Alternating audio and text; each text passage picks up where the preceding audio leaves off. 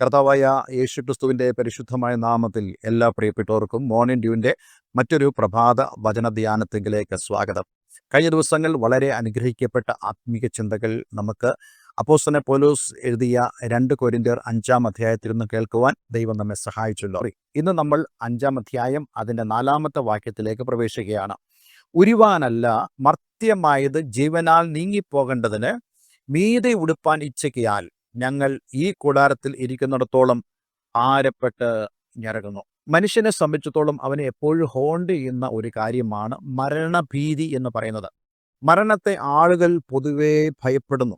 പക്ഷേ വിശുദ്ധ വേദപുസ്തകം നമ്മളോട് പറയുന്നു, നമ്മളിലുള്ള മരണഭീതി പൂർണ്ണമായിട്ട് മാറും. എങ്ങനെയാണ് ഈ മരണഭീതി നമ്മളിൽ നിന്ന് മാറുന്നത്? കർത്താവ് യേശുക്രിസ്തുവിൽ പൂർണ്ണമായി വിശ്വസിച്ച് നിത്യജീവനെ അവകാശമാക്കിയ ഒരു വ്യക്തിയെ സംബന്ധിച്ചിടത്തോളം അവൻ ഒരിക്കലും മരണഭീതിയുള്ളവനല്ല. അത് എന്തുകൊണ്ടാണെന്ന് ചോദിച്ചു കഴിഞ്ഞാൽ, കഴിഞ്ഞ ദിവസം നമ്മൾ ചിന്തിച്ചല്ലോ, നമ്മൾ ഈ ഭൂമിയിൽ ആയിരിക്കുന്നത് ഒരു മൺകൂടാരത്തിലാണ്, ഒരു ഭൗമഭവനത്തിലാണ്. അപ്പോസ്തലൻ പൗലോസ് അതിനെ വിശേഷിപ്പിച്ചത് കൂടാരമെന്നാണല്ലോ. അപ്പോൾ ഈ കൂടാരം എപ്പോൾ വേണമെങ്കിലും അഴിച്ചു കളയാം. അത് ദൈവം ചെയ്തതായ ഒരു കാര്യമാണ്. നമ്മൾ ഈ വായിച്ച വാക്യത്തിന്റെ ആദ്യത്തെ സെന്റൻസ് ഉരുവാനല്ല എന്ന് കാണുന്നുണ്ട്. ഉരുവാൻ എന്ന് പറയുന്നത് ഒരാൾ സ്വയം അഴിക്കുന്നതിനെ കാണിക്കുക. നമ്മൾ ഒരു വസ്ത്രം ധരിച്ചാൽ നമ്മൾ സ്വയം ഊരുന്നത് പോലെ മനുഷ്യർ പലപ്പോഴും സ്വയം ഉരുവാൻ അവൻ ആഗ്രഹിക്കാറുണ്ട്.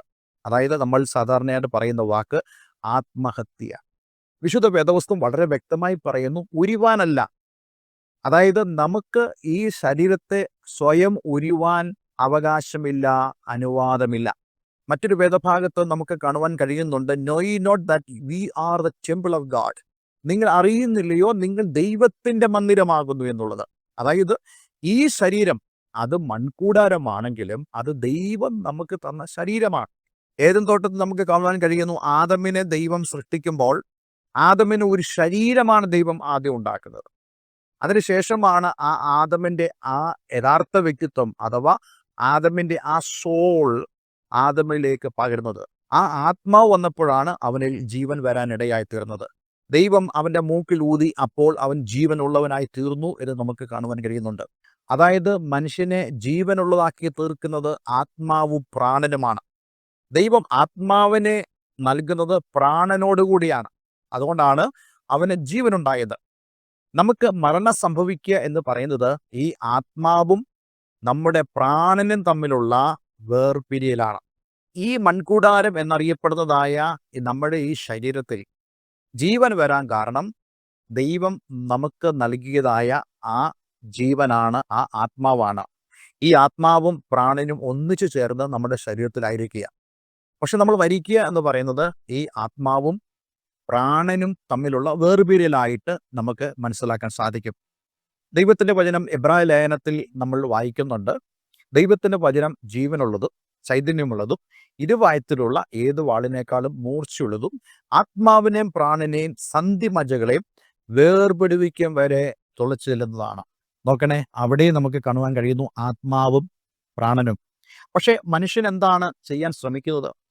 അവൻ ഈ ഭൂമിയിൽ തനിക്ക് ഒട്ടും ജീവിക്കാൻ കഴിയില്ല, അല്ലെങ്കിൽ ചില പ്രശ്നങ്ങൾ തനിക്കുണ്ട്, അതിൽ നിന്ന് ഒളിച്ചോടുവാൻ വേണ്ടി അവൻ സ്വയം തിരഞ്ഞെടുക്കുന്ന ഒരു മാർഗമാണ് ആത്മഹത്യ എന്ന് പറയുന്നത്. അതായത് ഉരിഞ്ഞു കളവാൻ അവൻ ആഗ്രഹിക്കുന്നു.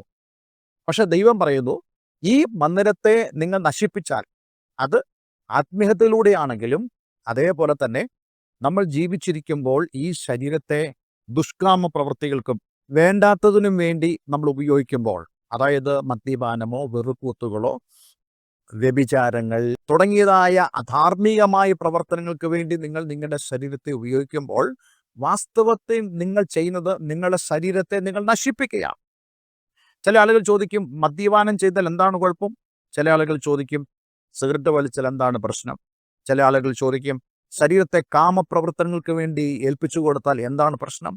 അതാണ് വിശുദ്ധ വേദപുസ്തകം പറയുന്നത്, നമ്മൾ നമ്മുടെ ശരീരത്തെ നശിപ്പിക്കുകയാണ്. 2 രീതിയിൽ നമ്മൾ നശിപ്പിക്കുന്നു. ഒന്ന്, നമ്മൾ ഇങ്ങനെയുള്ള ദുഷ്പ്രവർത്തികൾക്ക് വേണ്ടി ശരീരത്തെ ഏൽപ്പിക്കുമ്പോൾ നമ്മൾ ശരീരത്തെ നശിപ്പിക്കുന്നു.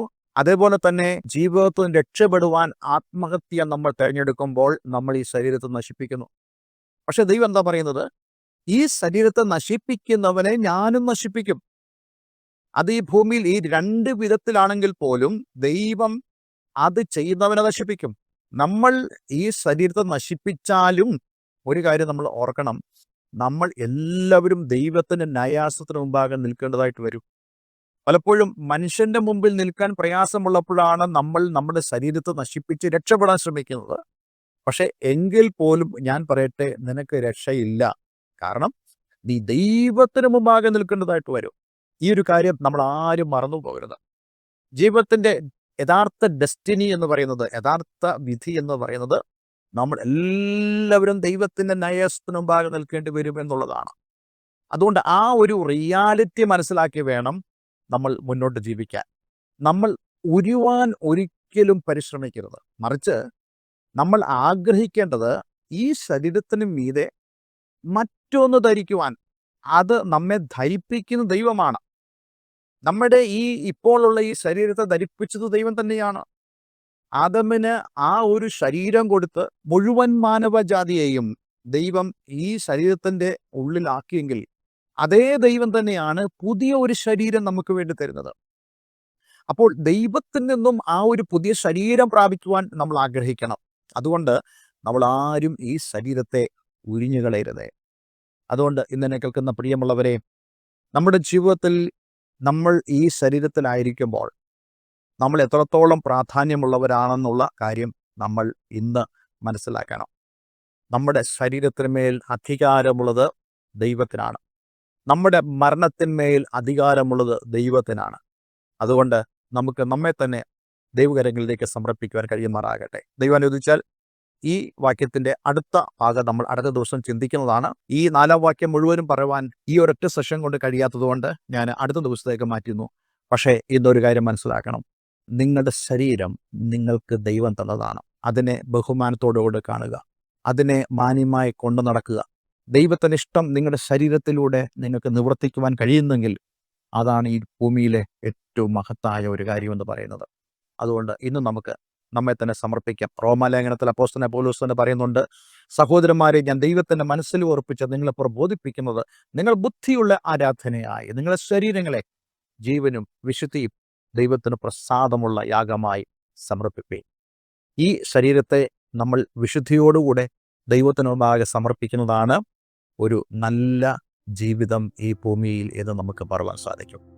നമുക്ക് പ്രാർത്ഥിക്കാം. സ്വർഗീയ പിതാവേ, ഈ നല്ല വചനത്തിനായി സ്തോത്രം. ഞങ്ങളുടെ ശരീരത്തെക്കുറിച്ചുള്ള വചനത്തിൻ്റെ കാഴ്ചപ്പാട് ഇന്ന് ഞങ്ങൾക്ക് ചിന്തിക്കുവാനും അത് ഞങ്ങളുടെ ജീവിതത്തിൽ പ്രാവർത്തികമാക്കുവാൻ ഞങ്ങളെ തന്നെ സമർപ്പിക്കുവാനും ഇടയാക്കുന്നതിനായി സ്തോത്രം. ഈ വചനത്തിന് മുമ്പാകെ സമർപ്പിക്കുന്ന ഏവരെയും ഞാൻ യേശുവിൻ്റെ നാമത്തിൽ അനുഗ്രഹിക്കുന്നു. എല്ലാ നന്മകളാലും അനുഗ്രഹിക്കപ്പെടട്ടെ. പ്രാർത്ഥന കേട്ടതിനായി നന്ദി. യേശു ക്രിസ്തുവിൻ നാമത്തിൽ തന്നെ. ആമേൻ, ആമേൻ. ഇന്നത്തെ വചനം നിങ്ങളുടെ ജീവിതത്തിൽ വളരെ അനുഗ്രഹപ്രദമായി തീർന്നു ഞാൻ വിശ്വസിക്കുന്നു. നിങ്ങൾ തീർച്ചയായിട്ടും ഈ സ്ക്രീനിൽ കാണുന്ന ഫോൺ നമ്പറിൽ വിളിക്കുക. ഈ ഫോൺ നമ്പറിൽ തന്നെ വാട്സപ്പും ഉണ്ട്. ദയവായിട്ട് നിങ്ങളുടെ അഭിപ്രായങ്ങളോ നിങ്ങളുടെ നിർദ്ദേശങ്ങളോ എനിക്ക് അയച്ചു തരാവുന്നതാണ്. നിങ്ങളുടെ പ്രോത്സാഹനം ഈ ശുശ്രൂഷ മുന്നോട്ട് കൊണ്ടുപോകാൻ എന്നെ വളരെയധികം സഹായിക്കുന്നു. എല്ലാവരും ദൈവം അനുഗ്രഹിക്കട്ടെ. Have A nice day. God bless you all.